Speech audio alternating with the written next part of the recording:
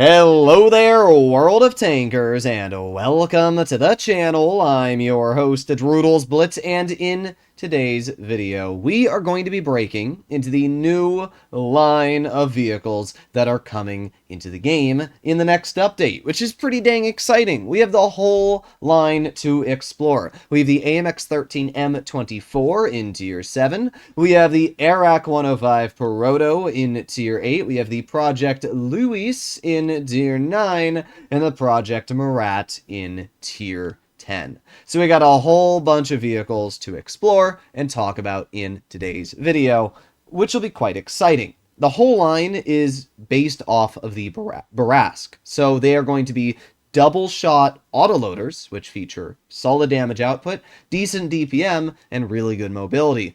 Overall, I am quite excited for this line. I am actually really excited for this line. Wargaming usually doesn't, bring something to the table that gets me really excited, but this I'm definitely really excited for. So let's start off with the Tier 7, talk about its statistics, and we'll move on through the rest. So we're obviously going to fully equip this tank. We're going to put on Refined Gun. We're going to do the same equipment loadout for every single tank that we mess with today to keep it as fair as possible. First of all, we can see that there are no special consumables on this line, so that is something to keep in mind. So, DPM-wise, 1900.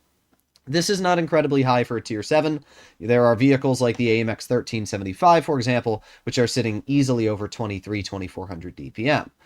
But the advantage this tank has is 220 damage per shot with 2 shells, and it has a 3-second interclip. So that means in 3 seconds, this tank can deal a total of 440 damage. That's quite a bit, especially down at Tier 7. It only has a 10.97 second reload as well before you're able to get the shells back. So yeah, that's really good damage output, and this tank in general seems like it's going to be really fun to mess around with. Dispersion is good. Its on-movement dispersion is absolutely fantastic. And mobility-wise, the tank is very quick on top speed at 57 and a reverse of 20 with a really, really good power to weight of 23.5 on hard terrain and 18.1 on medium.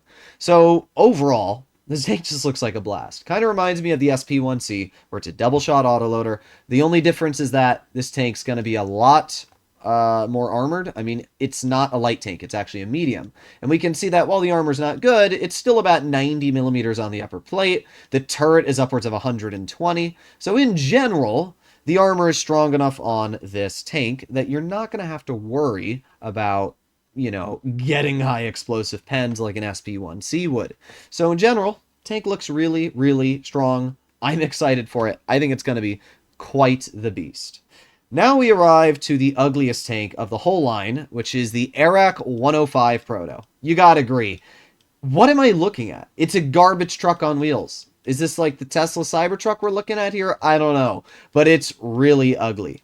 It has very little armor, 98 millimeters effective on the entire hull. Now, its upper plate is an auto ricochet, which is cool, but the problem is the way it's angled, it ricochets the shell into the turret and pens you anyway. So if somebody's shooting at your upper plate, it'll still have a very high chance of ricocheting into the vehicle's turret and penetrating. So it's only really going to get you bounces if somebody hits like here and it ricochets off into the distance. In general, the armor on this tank is pretty useless. It has 8 degrees of gun depression, once again is a medium tank, reaching a top speed of 57 with a reverse of 22 and similar power to weight ratios as the previous AMX. This tank has the same 1980 damage per minute, but the advantage of this vehicle is the fact that it has really good damage output. It has 300 per shot, and it has 2 shells with a 2.5 second interclip, so it does 600 damage in 2.5 seconds, with only a 15.68 second reload. We already have the Bosch on Brask, which is another Tier 8 double shot autoloader, and the Brask is really dangerous. Obviously, with its 320 damage per shot and fast interclip, it's able to rip out damage and drive into cover. The advantage of this vehicle is simply the fact that it has less alpha and a faster reload, which can allow it to be quite dangerous. It also has really good on-movement dispersion values, which are going to make it super flexible, and with 8 degrees of gun depression plus some troll armor, it will be able to work ridge lines a bit better than something like a Barask. But let's be honest, this is not going to be as good as a Barask. It's a big box. The sides are only 50 millimeters thick. It's not spaced, which means that high explosive is going to rip into this vehicle.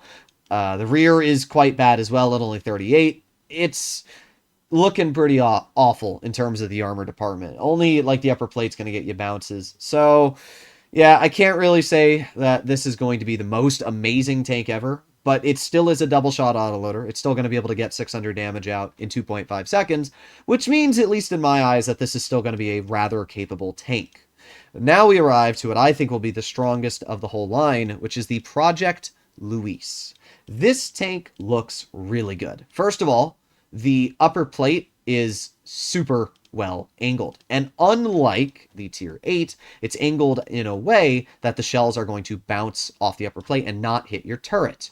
So that's really good. Not to mention it does have 8 degrees of gun depression, making it fairly flexible on any ridgeline. Now the lower plate's weak, but not weak enough to pen with high explosive.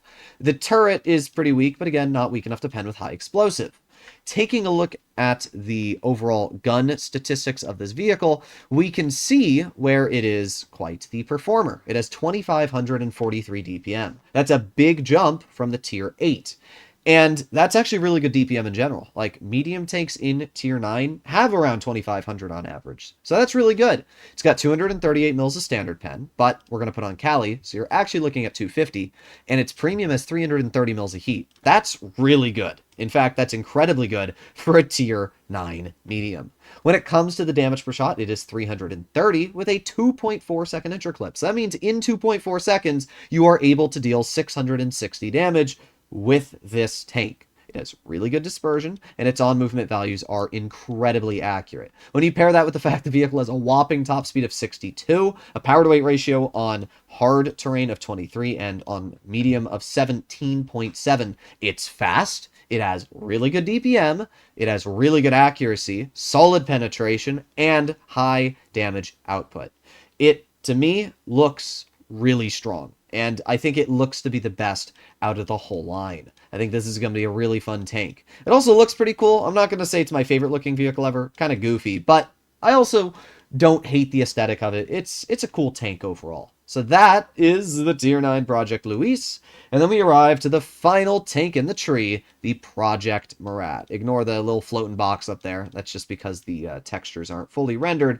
But the Murat has the most armor by far. I mean, the lower plate is awful. It's only about like 80 to 90 millimeters effective. But the upper plate is an auto ricochet against all shells. And even though they do bounce into the turret, as we can see, the turret itself actually has pretty good armor. The turret is about 265 effective, which means that you're going to have to load premium ammo to guaranteed pen it, and it's spaced. So heat shells are going to have a rather tricky time cutting through. We can see that on the side here, that this is a bounce, this is a bounce. So it's only the center that you're going to be able to pen.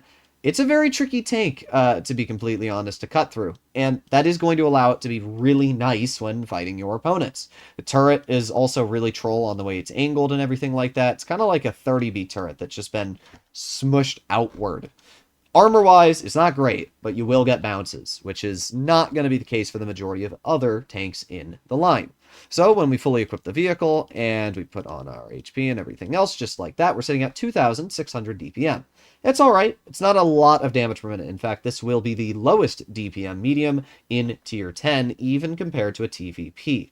But it has 370 damage per shot with 2 shells. So that means that this vehicle is able to deal 740 clipping potential with only a 2.4 second interclip. So that's 740 damage in 2.4 seconds. And it's got a pretty quick reload at only 14.8 seconds. It's pretty good in that regard. Like, sure, its DPM doesn't look anything impressive, but you don't rely on DPM when it comes to autoloaders like this, because all you need to do is chill and cover for 14.82 seconds, and then you have the ability to deal 740. No other mediums can really do that. I mean, sure, a Progetto or a Caro can deal a lot of damage. You know, Caro has 380 damage per shot, but the Caro has a much longer interclip, and not only that, but the Caro has way worse accuracy, its on-movement dispersion values aren't as good, its mobility isn't as good. These are all things you need to keep in mind. Plus, the Caro has much worse turret armor and is getting nerfed substantially in the next update of the game. So, overall, I think that this looks pretty well balanced. I would increase the DPM a little bit, maybe to like 2,700, but I think for the most cases you'll be in, it looks pretty good. Mobility is great, and its power to weight ratio is very similar to the rest of the line, 22 on hard terrain, 17 on medium. So it will be a fairly mobile vehicle with a super dangerous gun. The thing that you're going to have to most worry about when it comes to this line and the vehicles in it is that they're just really big. I mean, we can see this thing. It's freaking huge. And the tier 9 is big. The tier 8 is really big. This is a bit of a problem because obviously when you're a large vehicle and you don't have much armor, it's going to be easy to pen you with high explosive. It's going to be easy to cut through the tanks. So that is something you're going to have to keep in mind. It's not the best in armor department. The whole line isn't, from tier 7 all the way to tier 10. But they are double shot tanks. I think this line's going to be really good. And if Wargaming does it right, I think that they're actually going to be pretty well balanced. So let me know in the comments what you guys think about the Project Murat and the line itself. And if you'd like to see more content like this, please consider smashing that subscribe button down below. I'll see you in the next one. Bye-bye.